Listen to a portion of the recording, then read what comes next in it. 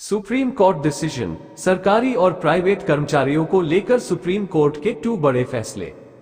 Supreme court decision, बता दें कि सरकारी और प्राइवेट कर्मचारियों को लेकर सुप्रीम कोर्ट के 2 बड़े फैसले आए हैं। सुप्रीम कोर्ट ने अपने एक फैसले में कहा कि कर्मचारी को अतिरिक्त भुगतान या इंक्रीमेंट गलती से किया गया तो उसके रिटायरमेंट के बाद उससे वसूली इस आधार पर नहीं की जा सकती कि ऐसा किसी गलती के कारण हुआ। सुप्रीम कोर्ट की ओर से पिछले 2 दिनों में 2 बड़े फैसले आए जो कर्मचारियों के हक से, एम्प्लॉय राइट्स, जुड़ा हुआ है। ऐसे कई कर्मचारी हैं जो ऐसे मामलों में कोर्ट कचहरी के चक्कर काटते रहते हैं।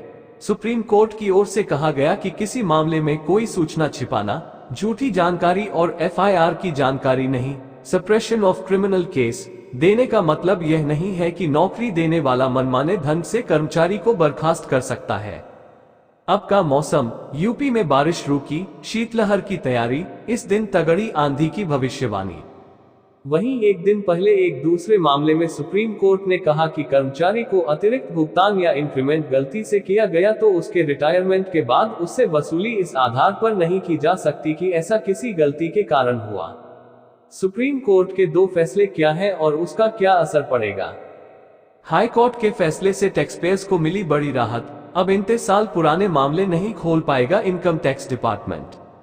जब ट्रेनिंग के दौरान पता चली एफआईआर की सुप्रीम कोर्ट में पवन कुमार की ओर से दायर एक याचिका पर सुनवाई हुई।